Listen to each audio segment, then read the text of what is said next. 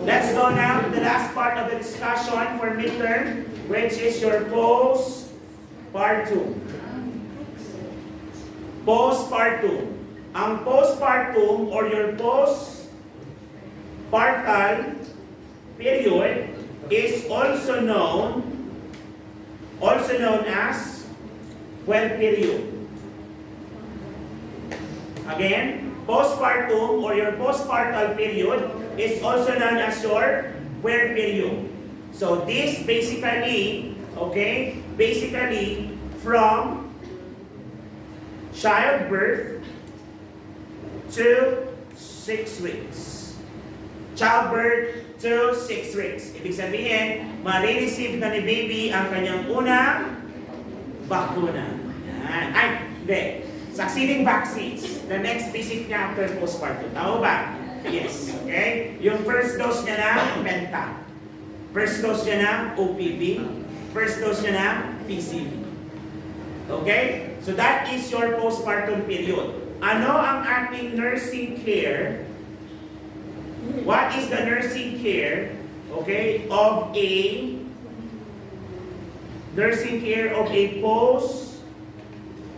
postpartal woman and family? Nursing care of a postpartum woman and family.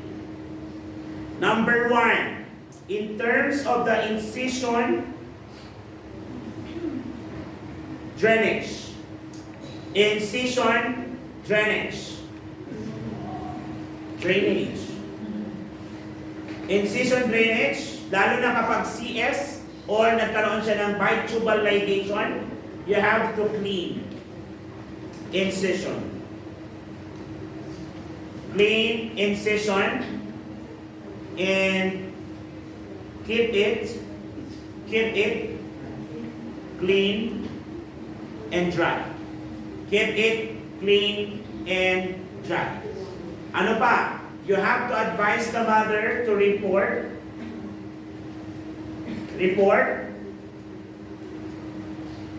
unusual discharge or drainage and foul smell.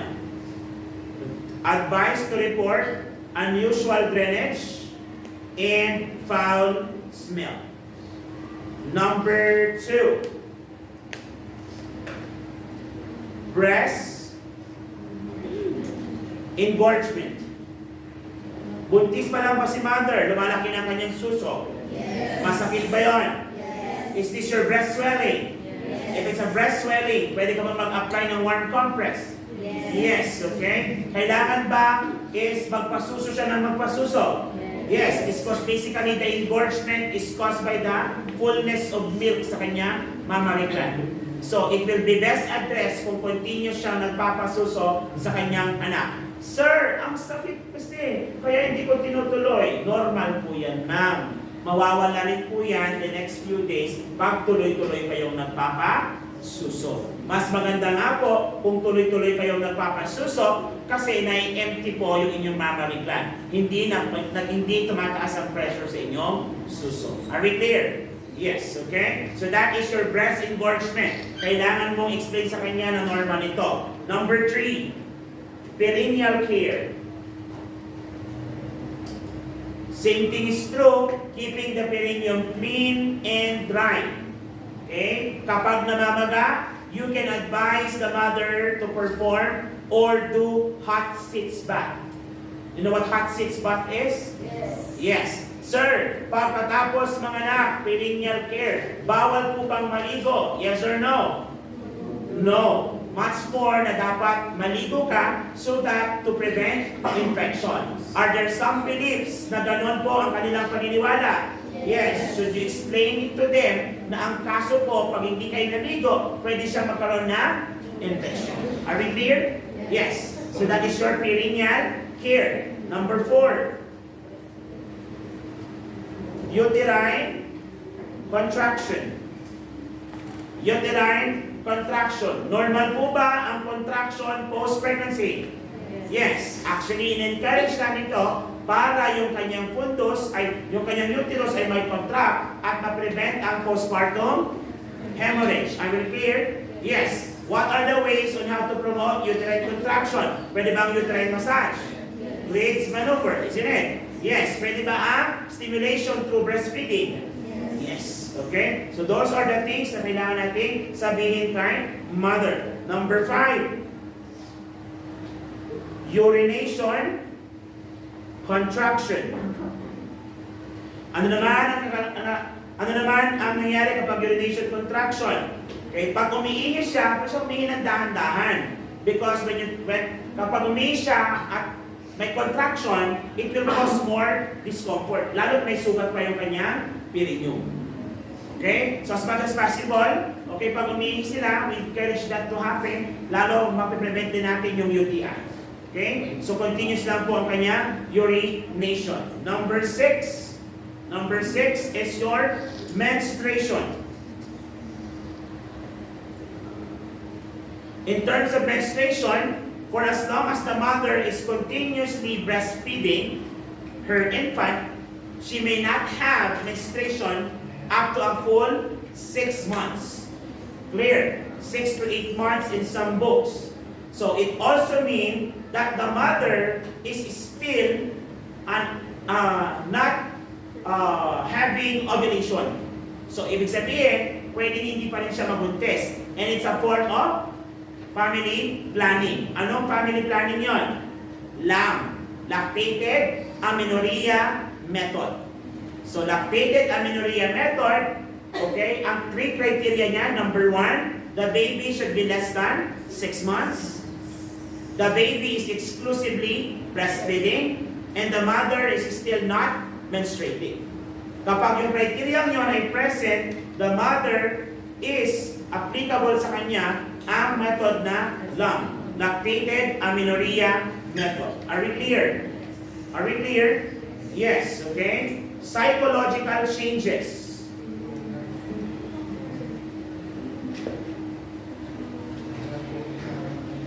Almost done. Psychological changes during the postpartum period. Okay? Psychological changes during postpartum period. According to Reva Rubin. According to Reva Rubin, meron daw 3 phases. 3 phases ang postpartum or puerperium. 3 phases of puerperium. So the 3 phases of puerperium are the following. Number 1, taking in. So taking dash in yan ha. Taking dash in, 1 to 3 days ito. 1 to 3 days postpartum, feels tired and wants to sleep and eat. Kasi pagod na pagod siya. Taking in. Okay, taking in phase. So dito yung phase na kailangan niya ng complete assistance from the husband. Clear tayo? So again, taking in. Taking dash in yan. Taking in. First 1 to 3 days. Then taking hold phase. Taking hold phase naman is 3 to 10 days. 3 to 10 days. Ang babae dito, nagkakaroon na siya ng control of independence. Nagkakaroon na siya ng control of independence. Medyo nagtutubig ang aking kamay. Control of independence. Ano pa? Assume mother's task. Kung nung first 3 days, ayaw na hawakan si baby, pagod na pagod siya, ayaw na pasusuhin, on this period, nagkakaroon siya ng interest na hawakan si baby, padidihin si baby, natutuwa na siya, Okay? Yun na po ang nangyayari sa kanya. And the third one, letting go. So, anong gagawin ni Mother dito? Kakanta siya? Anong kanta niya? Let it go. 10th day to 6 weeks. So, 10th day to 6 weeks. Okay? Nagkakaroon siya ng feeling of deep loss. Feeling of deep loss. Parang namimiss niya maging buntis. Kasi parang part ng katawan niya nawala. Ano yung part na yon? Si baby. Okay, sometimes nag-grieve siya dito, pwede siyang umiyak, nagkaroon siya ng postpartum blues. Is it normal? Yes.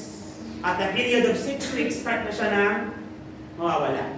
Okay? So that is your letting go phase. Are we clear? Yes. Hello? Yes. Yes, okay? Aside from that psychological changes, ano mangyayari pa dito? Nagkakaroon na development of love. Developing parental love. So, yan yung 3 phases natin. Ito pa yung mga nangyayaring changes during the postpartum period, psychologically. Developing parental love and positive family relationships. Lalo na silang pinagbuklod ng kanilang anak. Lalo nang nagmamahalan. Both sila, okay, si father, nag-iisip na siya kung paano yung tulungan si Mrs. Kumakayod ng sobra sa trabaho. While si mother naman is busy taking care of the child. Pinapaarawan sa umaga, pride na pride. Sa first sa prenatal visit, kasama si tatay. Yun. Kaya nagkakaroon na sila ng sense of family. Doon sa community nyo, ayan na yung family with Stages of Family by Evelyn Duval. Diba? Childbearing family, the married couple, childbearing family, and family with an infant. Tama po ba? Yes, yun yung first 30 months of the baby, of the first child. Still remember that? Yes, diniscuss siya sa family, doon sa kanyo, doon sa community, isn't it? Yes, I should know, kasi nga, diniscuss ko yun. Next, uterus. Malapit na po. Si uterus, magkakaroon na what? Involution. Pag sinabi natin involution, going back to its original and pregnant form. Liliit ng liliit ng liliit. On the 10th day, dapat ang inyong puntos ay nasa, saan na? Under pubic bone. Under na siya, dapat na siya ng pubic bone and non-palpable. Non-palpable. Clear? Yes. Next. Lochia. Naalala niyo ba si Lochia? So pag Lochia, meron tayong tatlo. Riyadh, Saudi Arabia. Rubra, Serosa, Alba. Am I right? Ilang days? 1 to 3 to 4 days. The next, 4 to 8 days or 10 days in some book. Then beyond that is Alba. So ito na yung si bright red, pinkish red to brownish, then whitish or brownish to whitish. Clear tayo? So, na-discuss na yan sa inyong EI and C, isn't it? Yes, cervix. Malapit na. Cervix, ano mangyayari sa cervix? Becomes soft and malleable. Soft and malleable. Vagina. Soft din ang kanya, okay? Soft din ang kanya consistency. Then, hymen is permanently torn. Ano si hymen? Yes, yun na yung basihan na virginity. Okay, palabas na tayo. Perineum. Ano naman nakikita sa perineum? They would still feel pressure. Yes. May sugat? Possible. Tama mo ba? Medyo namumula? Yes. Is it normal? Yes. Okay? Next, systemic changes. So ano mangyayari sa systemic changes? Normal. Ano ang kanyang hormones? Will it go back to normal? Yes. Okay? Kasi the placenta is no longer there. Clear tayo? Yes. Okay? Systemic changes. So ito na yung hormonal changes. Hormonal changes. Clear? Circulatory status, blood pressure should go back to normal as well. Clear? So circulatory status, gastrointestinal, dapat po ba ay constipated pa rin siya? Hindi na dapat. As much as possible, bumalik na sa normal ang kanyang pagtatae. Tama ba? Yes. How about your integumentary? Nandyan pa rin ba si striae, gravidarum? Kaso magpapalit na siya ng kulay. Tama ba? Magiging whitish na siya. It can be called as your striae, albicans or albicantes. Tama ba? Yes. And those are the changes that would happen post-partum sa mother. Are we clear? Yes. And that ends our midterm topic for postpartum, including vital signs. It will go back to the normal. Okay? Pag hindi bumalik sa normal, possible complication ng pregnancy yun, baka continuous. Kailangan niya i-manage postpartum. Are we clear? Any questions? Clarification? That would be the part of your midterm exam.